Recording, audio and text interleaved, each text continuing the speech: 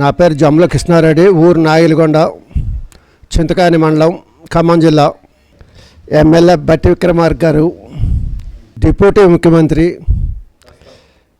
గారి ఆశీస్సులతో అభివృద్ధి కార్యక్రమాలు నాగిలిగొండలో మంచిగా జరుగుతున్నాయి. 5 సంవత్సరాలు గ్రామ పంచాయతీ సర్పంచ్గా మా ఊరికి సీసీ రోడ్ అనేది లేదు. అటువంటి దాన్ని దగ్గర 60 లక్షల 70 లక్షల దాకా సీసీ రోడ్డు పూర్తి చేసినాను. అందులో ఇంకా ఆ టైంలో ఇంకా కొద్దిగా అభివృద్ధి కావాల్సింది కూడా ఇక రామాలయం గుడి కార్యక్రమం బాధ్యత నేనే మోయవలసి అది కొంత టైం కేటాయించుకోవాల్సి వచ్చింది. లేకపోతే ఇంకా అభివృద్ధి కొంత జరిగింది. ఇంకొక పీరియడ్ వచ్చినట్టయితే ఊరు ఇంకో రకంగా ఉండేది.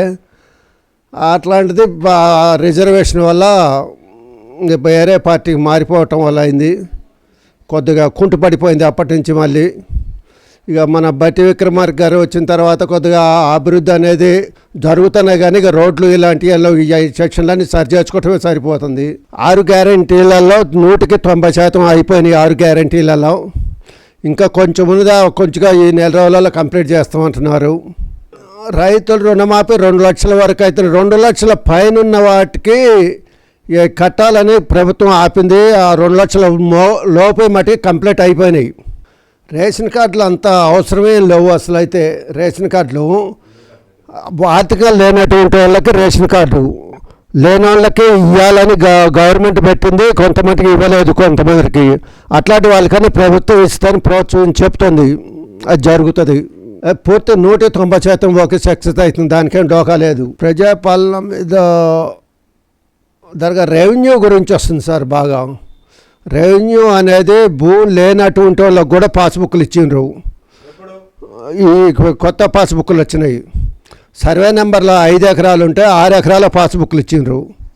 అది సర్వే చేస్తేనే క్లియర్ అవుతాయి. ఇక రెవెన్యూది ఇక కొంత రెవెన్యూ మీద తప్పులు, సర్వే నెంబర్లో తప్పులు ఎక్కువ ఉన్నాయి. కొంతమంది ఇక గవర్నమెంట్ ల్యాండ్కి కూడా పట్టాలు కాదు. కొంతమందికి ఇచ్చారు, కొంతమందికి ఇవ్వలేదు. కొంతమందికి ఇచ్చి కొంతమందికి ఇవ్వతే ఇబ్బంది పడుతున్నారు. మొత్తం ఇస్తున్న మొత్తం సర్వే చేసి క్లియర్ చేయాలని కోరుతున్నాను. రెవెన్యూ ఇది కేసీఆర్ హయాంలో జరిగింది.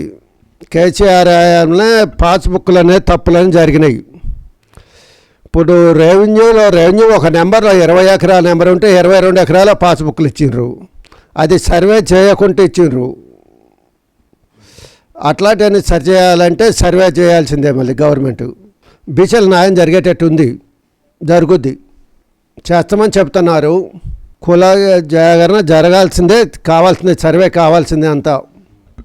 పోయిన 13-18లో సర్పంచ్ని, నీటి సంఘం అధ్యక్షులు, అంతకుముందు మొత్తం 20 సంవత్సరాలు నీటి సంఘం అధ్యక్షుడిని, ఇక దేవదా చైర్మన్ని 24 సంవత్సరాలు. రామాలయం శివాలయం ఉందండి. శివాలయానికి రామలింగ స్వామిది 12 ఎకరాల ల్యాండ్ ఉంది. దాన్ని కౌలు పెట్టుకొని కౌలు పాటుతోనే మెయింటైన్ చేసుకుంటూ వచ్చినాం.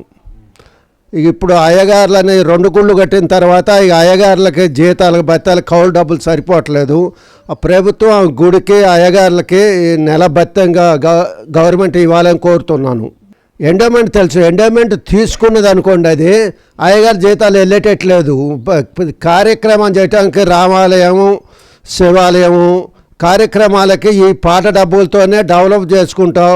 దాని పారిగోడ గుడి డెవలప్మెంటు చాలా మటు చేసుకుని చేతనైనంత మటు ప్రజల సహకారంతో ప్రజలందరూ సహకరించారు. గుడిని రామాలయం గుడి కూడా నిర్మించుకున్నాం. ఇక మాజీ సర్పంచ్ అతని దగ్గర కోటాలు వచ్చింది ఏమీ లేదు. ఇక రిజర్వేషన్ లాగానే ఉన్నది. ఇక కొంత కోటాలు వచ్చినవి జరిగినాయి, కొన్ని 10-15 లక్షల మట్టుకి. ఏది ఎంఆర్జీపీ అయితే ఇక ఎంపీ కోట వచ్చినటువంటి అంత మట్టుకు జరిగినది 15 లక్షల మట్టుకు. అది చేయలేదంటే ఆ చేతిలో కాదు, గవర్నమెంట్ చేసిండ్రు. ఆయన చేయాల్సిన పని మట్టి చేసిండ్రు. Okay sir. మాజీ సర్పంచ్ చేట్ల సురేష్. సర్పంచ్ జనరల్ వస్తే కదా మేము పోటీ చేయడానికి. నేను చెయ్యని అన్నా కానీ జనాభా కూడా చేయిస్తారు. వాస్తవమే సార్, వాస్తవమే చెప్తున్నాను.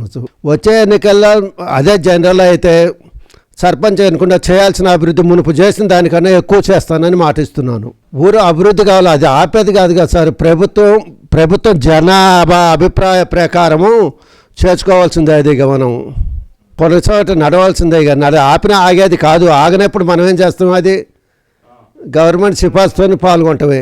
ఓటర్లందరికీ మన ఊరు, మన గ్రామము, మన అభివృద్ధి చేయాలని కోరుకుంటున్నాను. Okay sir.